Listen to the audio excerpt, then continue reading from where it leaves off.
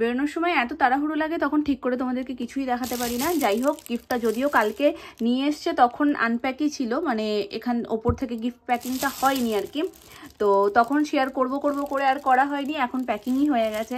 যাই হোক, ওপর থেকেই তোমাদের দেখিয়ে দিচ্ছি। আর এটার মধ্যে কি রয়েছে সেটাও বলে দিচ্ছি। এটার মধ্যে রয়েছে রাইস কুকার, ব্ল্যাক কালার, মানে একদম জেড ব্ল্যাক না, বাট কালারটা এত সুন্দর, রাইস কুকারটা দেখতেও দুর্দান্ত। তো সেই রাইস কুকারটা রয়েছে, প্যাকিং ডান। এই যে, তো এখন রিসেপশনের জন্য একটু রেডি হব। আর তোমাদেরকে আগের দিনই বলেছিলাম যে আগের দিন তো অত সময় পাইনি যে চুল নিয়ে কোনো এক্সপেরিমেন্ট করব, আর ওই শাড়িটার সাথে আমার মনে হয়েছিল যে চুল ছেড়ে দিলেই বেশি বেটার লাগবে।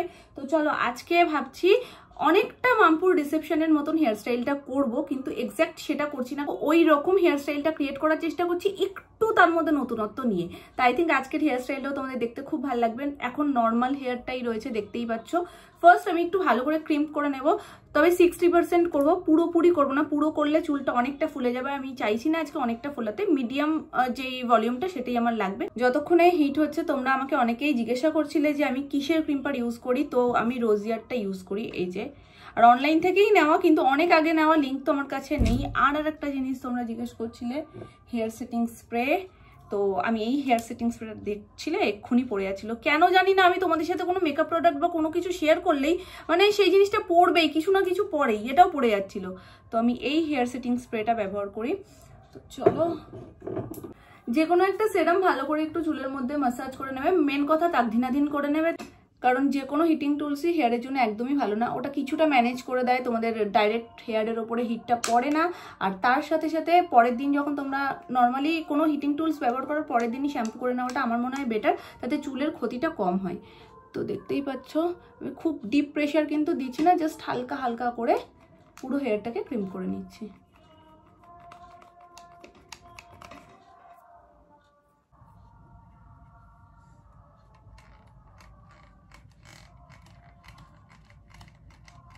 ক্রিম করার পর না চুলের শাইনটা একটু কমে যায়, দেখতেই পাচ্ছ। সামনের দিকের শাইনটা কিন্তু খুব যে করছে সেরকম না, আর যেইখানটায় করা নেই সেই জায়গার শাইনটা দেখতে পাচ্ছ।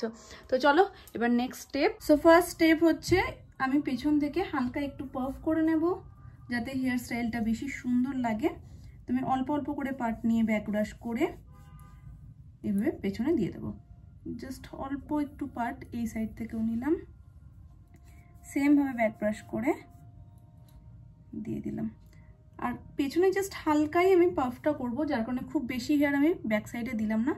সো পাফটা করে নিয়েছি। তো চলো এবার আমি এখান থেকে হালকা হালকা করে হেয়ার নেব এবং সেটাকে ফোল্ড করতে থাকবো। আর সামনের দিক থেকে আমি অল্প একটু হেয়ার কিন্তু ছেড়ে রাখছি এইভাবে, যেটা আমি কার্ল করব। দেখতেই পাচ্ছ তোমরা এটা কিভাবে করছি বলো তো। জাস্ট এই একটা পার্ট নিচ্ছি, সেটাকে এরকম ব্যাক সাইড করছি, নিচ থেকে এরকম একটা পার্ট তুলে এটাকে ব্যাক করে দিলাম, ব্যাস। আশা করি তোমরা খুব ভালো করে বুঝতে পারছো। আর যদি এদিকটায় বুঝতে অসুবিধা হয়ে থাকে, আমি সেম ভাবে এটা তোমাদেরকে করে দেখাচ্ছি। হালকা করে আমি সামনে থেকে একটু চুলগুলো ছেড়েই রেখেছি, দেখতেই পাচ্ছ। এগুলোকে আমি কার্ল করে দেবো লাস্টে, আর কার্ল না করলেও বেশ ভালো লাগে এগুলো। তো যাই হোক, চলো লাস্ট ফিনিশিং ওটা কি করি সেটা দেখছি। এইভাবে আমি সেকেন্ড পার্টটাকে নিয়ে এটাকে পেছনে দিয়ে দিলাম। সেম ভাবে আমি কিন্তু আবারও এই যে পেছনে যেটা দিলাম সেটার সাথে কিন্তু আমি আরো কিছুটা হেয়ার তুলে এটাকে পেছনে দিয়ে দিলাম। ঠিক এইভাবেই কিন্তু পুরোটা যাবে। মোটামুটি 80% ডান আমার হেয়ার স্টাইল। আর এই যে সামনে থেকে যে হেয়ারগুলো দেখছো, আর হেয়ার লেন্থটা আমি একটু হালকা করে কার্ল করে নেবো, ব্যাস কমপ্লিট। কেউ যদি তোমরা চাও এই অবধিও রাখতে পারো, এটাও কিন্তু একটা বারবি বারবি লুক ক্রিয়েট করে। তো ব্যাক সাইডটা পুরো স্ট্রেট, ফ্রন্টের হেয়ারগুলো স্ট্রেট, জাস্ট হালকা করে এখান থেকে জিপসি লাগিয়ে নাও ব্যাক সাইডে। যদি তোমরা জিপসি পছন্দ না করো, জিপসি পছন্দ না এমন হয়তো কেউ নেই, তবু যারা জিপসির মানে পরিবর্তে অন্য কিছু ইউজ করতে চাইছো, কারণ একটা অনুষ্ঠানে হয়তো জিপসি দিয়েছো, তো তাদেরকে বলবো ব্যাক সাইডে এই জায়গাটাতে পুরো লাইন দিয়ে ছোট ছোট গোলাপ দিয়ে যদি তোমরা একটা ছোট্ট বেরি করে নাও এবং তার মধ্যে জিপসি অ্যাড করো, তাহলে তো আরো আরো আরো সুন্দর লাগবে। তো সেটাও করতে পারো। আমি ভেবেছিলাম গোলাপ দেব, তারপরে একটু লজ্জাই করলো বলতে পারো, কারণ একদম নিজের অনুষ্ঠানে ফুল দিতে আমি যতটা স্বাচ্ছন্দ্য বোধ করি, অন্যেরটায় দিতে একটু ইতস্তত হয়। কারণ আমার সাথে যদি কেউ একজন দেয় তাহলে আমি একটু মনের জোর পাই, কিন্তু কেউ না দিলে তখন জানি কেমন কেমন লাগে। ঘুরিয়ে দেখিয়ে দেবো কিন্তু কি করছো, তাকদিনাদিন করছে এরম এরম এরম এরম করে। তো এবার আমি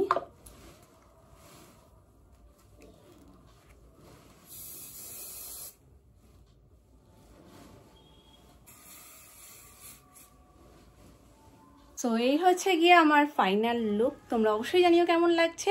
তো আমার সাজুগুজু পুরো কমপ্লিট। তোমাদের যদি মনে থাকে এই শাড়িটা কিন্তু মামপুর বিয়ে উপলক্ষে কেনা হয়েছিল। তো ওই দিন না আমার মনের মতন করে শাড়িটা পরাতে পারিনি, আট পৌড়েই পরার ইচ্ছে ছিল, কিন্তু প্লিটগুলো ঠিক সুন্দর করে ফোটাতে পারিনি। আসলে তাদেরও দোষ না, আমারও দোষ না, দোষটা ছিল সময়ের। সময়টা এতটাই কম ছিল হাতে যে মানে আমি লাস্টে বলেছিলাম ছেড়ে দাও, নর্মাল যেমন হয় তেমন করে ছেড়ে দাও। তো সেই জন্যই আজকে এই শাড়িটা পরলাম আর মনের মতন করে পরেছি, একদম সুন্দর করে বেরিয়ে পড়েছি আমরা। মামনিরাও আসছে পেছনে।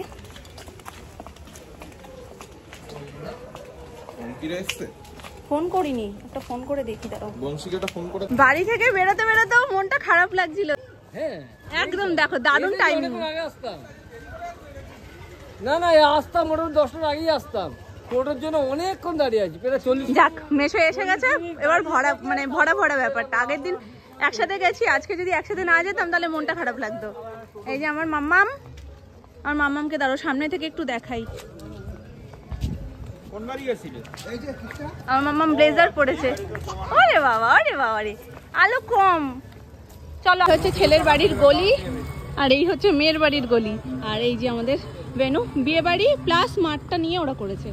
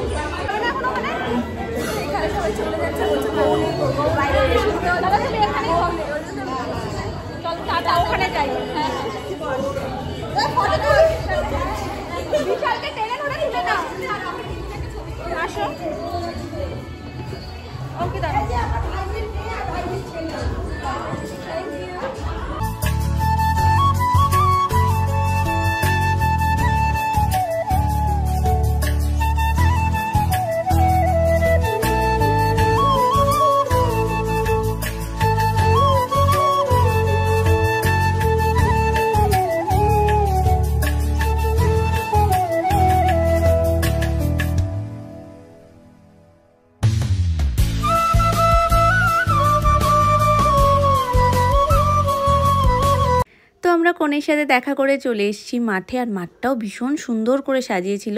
আর আমার এই ধরনের সাজটা না ভীষণ ভালো লাগে। ওপর থেকে যে একদম চারপাশ দিয়ে লাইটগুলো এসে পড়ে, দেখতে দুর্দান্ত লাগে ওপরটা।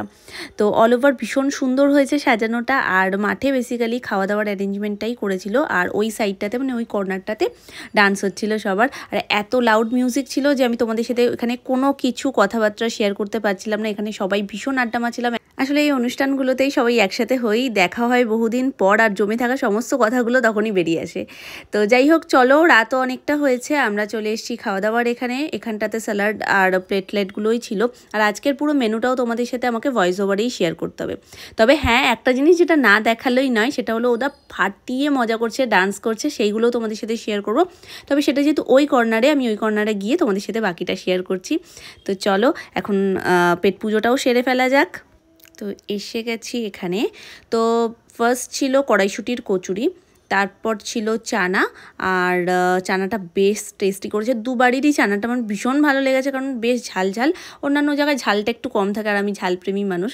তো যাই হোক, তার সাথে ছিল ফিশ ফ্রাই, আর এখানে হয়েছিল মাটন বিরিয়ানি, চিকেন কষা। মাটনটা ফুরিয়ে গেছিলো বলে আমাদের বেশ কিছুক্ষণ অপেক্ষা করতে হচ্ছিল, মানে ফুরিয়ে গেছে বলতে আনতে গেছিলো, আর সেই সময় আমরা দাঁড়িয়ে গল্প টল্প করছিলাম, আর ভাবলাম যে যখন সুযোগ পেয়েছি তোমাদের সাথে বাকি মেনুগুলোও আমি শেয়ার করে দিই যে আর কী কী ছিল। তো এখানে রয়েছে চাটনি, মিক্সড ফ্রুট চাটনি ছিল, আর তার সাথে পাঁপড় আর নলেন গুড়ের রসগোল্লা, আর ওদিকটাতে তোমরা দেখতে পাচ্ছ জলের বোতল, আর একদম কর্নারে যেখানটাতে ডান্স হচ্ছে প্রথমেই বললাম ওখানটাতে রয়েছে আইসক্রিম। আইসক্রিমের কথা হচ্ছে, আর এই বিশেষ পার্টটা তোমরা মিস করবে সেটা কি কখনো হতে পারে? মানে আমি অবাক হয়ে গেছি, কারণ অ্যানি ফার্স্ট টাইম আজকে আইসক্রিম খাচ্ছে। ও দাদুভাইয়ের সাথে ঘুরছিল যখন আমরা খাওয়া দাওয়া করছিলাম, তো সেই সময় ও পুরো মানে নখদর্পণে নিয়ে নিয়েছে যে কোথায় কোথায় আইসক্রিমের স্টলটা রয়েছে, আর ও জোর জবরদস্তি সেখান থেকে নিয়েই ছেড়েছে। যে যাই বলুক যাই ভোলাক, ও কোনোটাতেই ভুলবে না, বরঞ্চ সামনের ব্যক্তিকে ও ভুলিয়ে দেবে। এই কর্নারটার কথাই তোমাদেরকে ফার্স্ট বলছিলাম, ডান্সের। তো চলো চলে আসা যাক আইসক্রিমে। আমি মাঝখানে যেটা ও নিয়ে খাচ্ছিল ওটা ফেলে দিয়েছি বলে এত জেদ আর এত কান্নাকাটি শুরু করেছে, আমাকে আবার গিয়ে একটা কোণে করে অল্প একটু আইসক্রিম দিয়ে ওকে দিতে হয়েছে।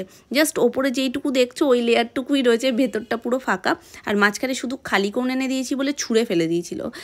তবে বেস্ট পার্ট হচ্ছে একটু পরে তোমরা অ্যানির দাড়ি গোপ সবই দেখতে পাবে। ভীষণ কষ্ট করেই নিজেকে ধরে রেখেছি, সেটা আমাকে দেখেই তোমরা বুঝতে পারছো। পেছনে নাচানাচি হচ্ছে আর আমি এখানে সুস্থ দাঁড়িয়ে আছি, মানে এটা বিশাল একটা ব্যাপার। তো যাই হোক, এই যে অ্যানির সবে একটা দাড়ির ছোঁয়া পড়েছে, এরপরে এত কিউটের ডিব্বা লাগছিল তোমাদেরকে কি বলবো। সব থেকে বেশি কষ্ট এটাতেই লাগে যখন এই কিউট মোমেন্টগুলোর ভাবি ভিডিও হয়ে রয়েছে আর বাড়িতে এসে দেখি সেই ক্লিপসটাই নেই, মানে আদতেও করাই হয়নি। তবে ভুল করে হলে ওই মিষ্টি ছবিটা উঠে গেছিল। ভাই টাটা, খুব ভালো, দুটোতেই এনজয় করেছি, বিয়ে বউ ভাই খুব মজা করেছি। চলো, এতক্ষণ তো কথাই বলতে পারিনি, আমার ভয়েস ওভার আর মানে ভয়েস ওভার সারাক্ষণ মনে হয় ভয়েস ওভারই দিয়ে গেছি, কারণ আমি ওখানে সুযোগই পাচ্ছি না, এত জোরে জোরে গান চলছিল। তো এতক্ষণ পর গানটা বন্ধ হয়েছে, যার কারণে একটু কথা বললাম। চলো, সবাইকে ধরে নিয়ে এসছি একদম। মামিরা বলছে এখন আর এই রাতে যাব কি করতে, 1:45 বাজে, বলছি একটু গিয়ে বসে সবাই মিলে একসাথে গল্প করবো, বাড়ি গেলে তো বাড়ি চলে যাওয়াই হয়, তাই জন্য সবাই আবার এসছে। অনেক হয়ে গেছে, এখন ভেতরে গেলে আর ও বাড়ি পৌঁছতে পারবে না।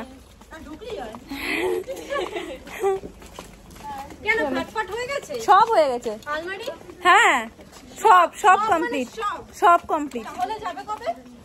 যাবে কবে ওটাই তো যেতে দিতে চাইছি না, শুধু এখন ও আসার জন্য বলছে পিসিরা যাবে কবে, মানে আমার গৃহপ্রবেশ হবে, আবার অনুষ্ঠান হবে। ভগবান, তুমি এমনি এসো। আরে এমনি তো আসা হয় না, এই লোকেশন থাকলে তাও আসতেই হয়। শোনা মা বলছে পিসিরা যাবে কবে, তাহলে আবার আসতে পারবো, মানে আবার অনুষ্ঠানে আসতে পারবে।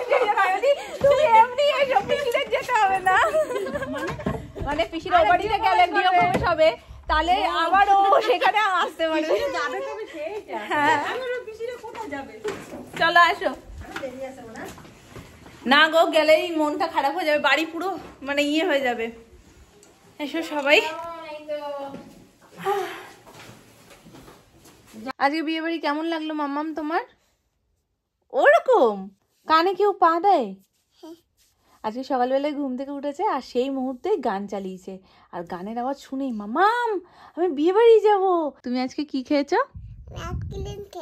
কটা খেয়েছো? দুটো আইসক্রিম খেয়েছো? দুটো? ভালো? কত ভালো? একটু ভালো। হ্যাঁ, একটু ভালো। ভালো লেগেছে তোমার? ওলে বাবলে, আজকে প্রথম আইসক্রিম খেয়েছো বাবুটা, প্রথম আইসক্রিম খেয়েছে। প্রথম দাও দাও দাও। আই শেরু হয়ে গেছে, কামড় দিচ্ছে, শেরু হয়ে গেছে একটা শেরু, আমার একটা শেরু, শেরু আমার শেরনি, আমার শেরনি, আমার শেরনি। বাড়ি দিয়ে খেয়ে গেছিল, বাড়ি দিয়ে খাইয়ে নিয়ে যাই আমি ওকে। তারপরে ওখানে গিয়ে একটু পকো খেয়েছে আর আইসক্রিম খেয়েছে। ও শেরু বাচ্চা, শেরু বাচ্চা, শেরু বাচ্চা। আই কামড়ায় না, কামড়ায় না, কামড়ায় না, কামড়ায় না, কামড়ায় না, কামড়ায় না, কামড়ায় না। আ লাগছে।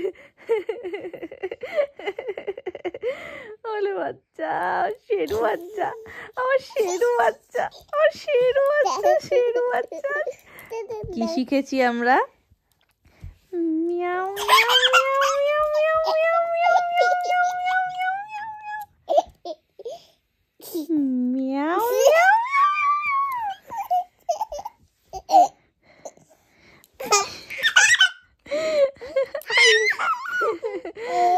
মায়ের মালাটা কি সুন্দর লাগছে, শেষ ভালো সব ভালো। চলো আজকের মতন টাটা, গুড নাইট, সবাই ভালো থেকো, সুস্থ থেকো, দেখা হচ্ছে নেক্সট ব্লগে। টাটা, গুড নাইট, শুভরাত্রি, শুভরাত্রি, টাটা। টাটা।